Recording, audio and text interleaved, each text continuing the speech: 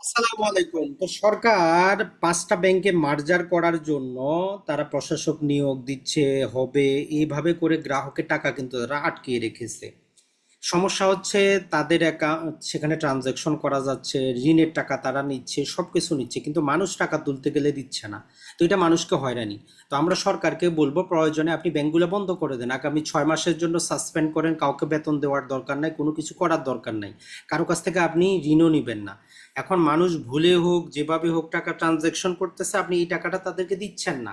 প্রয়োজনে আপনি দেউলিয়া ঘোষণা করেন, 1 লাখ টাকা করে যারা পাবে তাদেরকে দিয়ে দেন।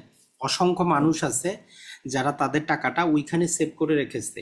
তো আপনি যদি কাজকর্মগুলো ঠিকই করতে না পারেন, কি জন্য আপনি মার্জার করবেন বলে 5টা ব্যাংকে এখন দেউলিয়ার করে রেখেছেন? বসায় দেন না। আপনি কাজটা বসাইতে পারেন না, ট্রানজ্যাকশন লিমিট করে দেন, যে প্রতিদিন 20,000 টাকা পর্যন্ত মানুষ তার টাকাটা উঠাইতে পারবে, যে দেওয়ার জমা দিবে। এখন আপনারা ব্যাংক খুলে রেখেছেন, মানুষের কিস্তির টাকা নিবেন, সবকিছু নিবেন, যাদের জমানো টাকা তাদেরকে দিবেন না, এটা তো হয় না। বাংলাদেশ ব্যাংকে আসলে ওই স্বৈরাচারের আমলেই ভালো ছিল, দুর্নীতি করুক যাই করুক মানুষের টেনশন ছিল না। এখন আপনি এই শুদ্ধি অভিযানের নামে হ্যাঙ্গিং করে কেন রেখেছেন ভাই? ঘুমাইয়েন না। বাংলাদেশ ব্যাংকের গভর্নরকে বললো, জনগণ যদি রাস্তার মধ্যে পিটা দেয় আপনাকে কিচ্ছু করার নাই। ওই বিভিন্ন দেশে যেমন দেখতেছেন রাজনীতিকদেরকে পিটায় না, আপনাকেও কিন্তু পিটাবে। 5 ব্যাংকের অসংখ্য গ্রাহক আছে। আপনি মার্জারের নামে আপনি মার্জারের নামে সাধারণ গ্রাহকদেরকে কেন আপনি হয়রানি করতেছেন? ব্যাংকে যে টাকা আছে 1 লাখ টাকা, আপনি বলে দেন যে 1 লাখ অথবা তার নিচে যারা আছে এই টাকাটা তারা চাইলে যে কোনো সময় ধীরে ধীরে উত্তোলন করতে পারবে। অথবা আপনি আমার টাকা থেকে নিয়ে আপনি কি করছেন, ইন্স্যুরেন্স করেছেন, এখন ব্যাংক ডিফল্ট করছে, আপনি ওই 1 লাখ টাকা করে দেন। সেটাও আপনি দিবেন না মানুষকে। আপনি আগামী 6 মাসে আমরা পাবো কিনা তারও কোনো গ্যারান্টি নেই। কিন্তু বাংলাদেশ ব্যাংকে কিন্তু আগুন ধরে যাবে, এটা মনে রাখবেন।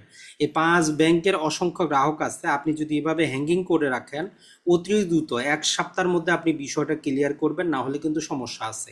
পথে ঘাটে রাস্তা পাবেন না, পিটানি খাবেন জনগণের, কারণ আপনার কারণেই ব্যাংকটা না চলুক তারপরেও চলতেছিল। আপনি মার্জারের নামে, শুদ্ধি অভিযান নামে জনসাধারণকে কেন পথে বসাচ্ছেন?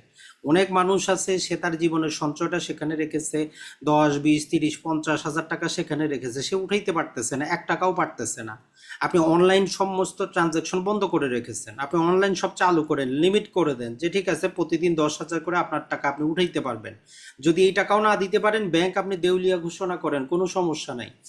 মানুষকে এভাবে হয়রানি করার কোনো মানে হয় না। একটা দুইটা না, আপনি 5টা ব্যাংকে এইভাবে রেখেছেন। আপনি কি মনে করেন যে আপনি বাংলাদেশ ব্যাংকের গভর্নর হয়ে গেছেন বলে আপনি সব হয়ে যাবেন? জনগণের মাই তো এখনো আপনারা খান নাই, খাইলেই সেখন বুঝবেন। স্বৈরাচারী হাসিনা পারে নাই, পাশের দেশের স্বৈরাচারটা পাশে না পারে নাই, আর আপনি তো একজন বলবো যে আমরা কর্মচারী, পাবলিক সার্ভেন্টের মতো।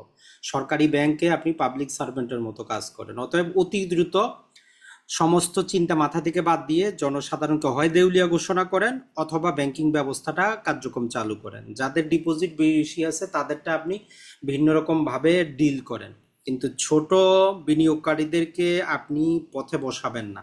আপনার ব্যাংক কিন্তু থাকবে না। আসসালামু আলাইকুম, ভালো থাকবেন। ভিডিওটা বেশি বেশি শেয়ার করবেন, যাতে বাংলাদেশ ব্যাংকের যিনি গভর্নর আছেন তার মাথায় একটু ঢুকে।